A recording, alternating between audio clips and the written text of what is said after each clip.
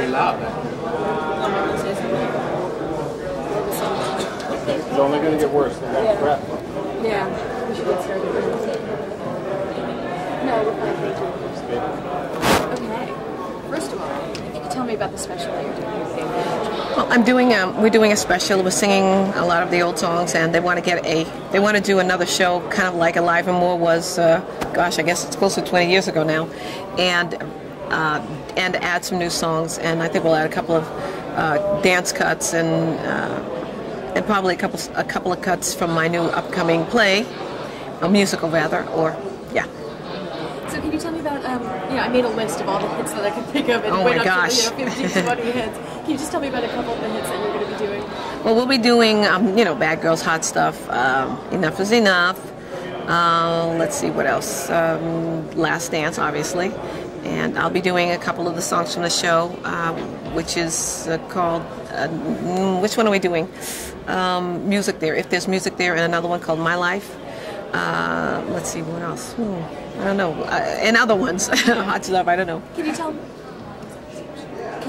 me a little bit about the Broadway show that you're doing? Yes, the Broadway show, hopefully, we've been working on it for several years now, but we had hoped to be up and running by now, but we weren't happy with the book, so we went back in and we're working now with someone else on the book, and we're very happy with the person that we're working with. I'm not at liberty to say the person's name right now, but if I said their name, you would definitely know who the person was, and so we're happy with that, and we think we're going to get the book we've been waiting for. Yeah. Can you tell me a little bit of what a day like this is typically like, getting ready for a show like this? Well, you could probably size it up in one 4-letter word. Hell. It's pretty difficult to get through this day, and part of the problem is that you don't really sleep that much the night before because you're so concerned about so many things, and it's chaotic basically. I mean, you have to just sort of maintain your composure through all of it, and remember that everybody's trying to do their job, and everyone has their own agenda, but the ultimate agenda is for the show, and not to get too stressed out about it. So, I mean, I think that those are the main, key principal things to keep in mind. You have a lot of fashion changes during your show. First of all, can you tell me how fashion plays a role during your show and in your daily life? Well, in my daily life, I think I'm pretty much of a rogue. I mean, because when I'm working, I usually have to wear gowns and things. Or tonight, actually, I don't know if I'm going to be wearing a gown tonight, but I possibly will be. Or when the show airs, whatever. But you have to be dressed a lot and wear a lot of makeup. And so, obviously, when you get time off, the last thing you want to do is put makeup on and dress up. You want to just put on a jogging outfit or something casual and lounge around. So it plays a big part of what I do, obviously. And I love fashion, and I love fashion books, and I love models and looking at them, and they're beautiful. But I mean, I realize that, I'm not a model. And so I'm hoping that the designers, when they design clothes from now on, will remember that there are women out there who have hips, and they are women, and that they would start designing clothes that are more complementary to the majority of women. And not to say that tall, beautiful, thin women aren't the majority of women, but I think that the majority of women aren't that size. So, it would help. So do you find that you wear certain outfits to complement certain songs, or go for a more dramatic effect, that type of thing? Usually you try to do that. I mean, it really depends upon what the show is about, and if it's a more youthful show, you'll probably tend to wear a little bit funkier clothing, and it just depends on what you're doing. I mean, obviously, you're not going to go to the Academy Awards in a pair of jeans, but if you're doing a VH1 show, you might wear a pair of jeans. So it really, you want to fit the occasion. We have a show coming up. It's a 5-day show. It's a big, huge thing wow. we do called the 100 Greatest Women of Rock and Roll. Uh-huh. You are one of them. Oh, really? Thank you. And you have been nominated along with other peers. And I wanted to talk, first of all, about your influences and some women that you have taken from your music. Mm-hmm. My influences came out of gospel music, out of theater, out of film, and also out of pop music, obviously, and out of R&B music. So I would say that some of the greatest influences, first of all, when I was early on in my life, Mahalia Jackson was a major influence in my life, and Aretha Franklin, Barbra Streisand, Judy Garland. I was just, I mean, she to me was the end all when I was a young girl. I just wanted to be Judy Garland, you know, and just I've been influenced by everyone. I mean, whether they're today's divas or yesterday's divas, or as Mariah Carey said, diva of the day. You know, there's just so much to learn, and people are doing things new and innovative ways. And I think if you want to try to stay up with it, you just have to learn. You can't shut down. I mean, there's so much to know, and it's exciting.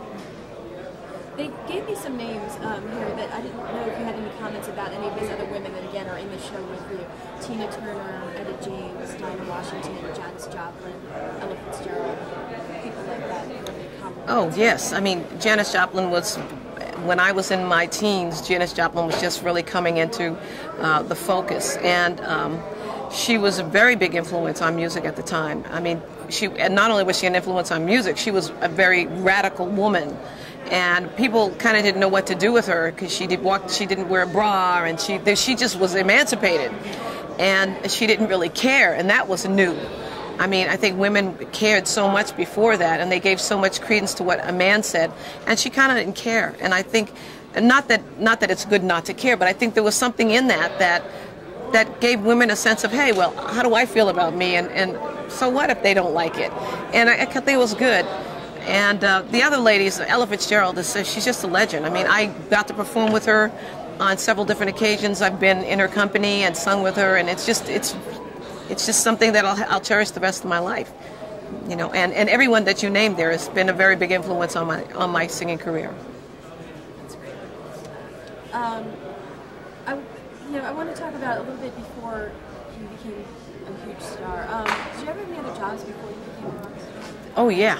Did I have another job? I had a lot of jobs.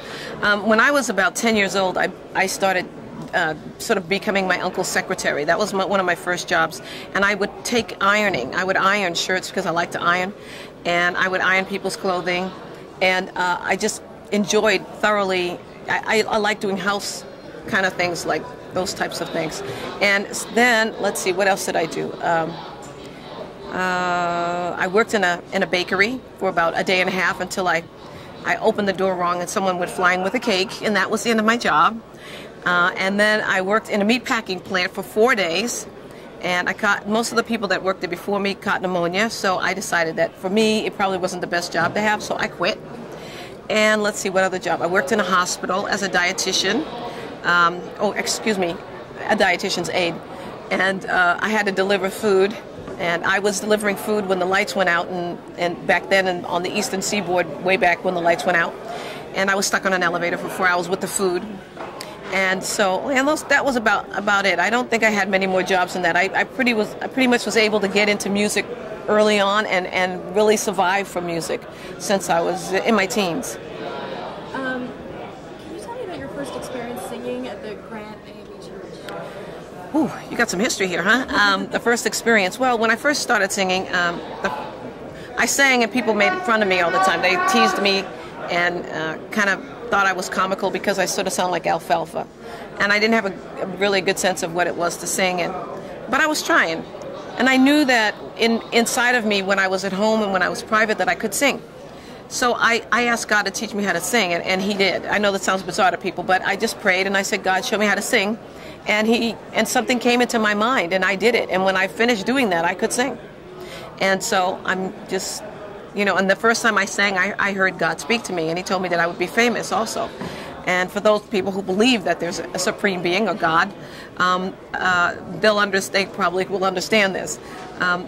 And from that point on, I just knew I would be successful. And it wasn't not an easy road, but I knew at the end of that road there was something waiting. Your first rock band was called The Crow? The Crow. I was The Crow.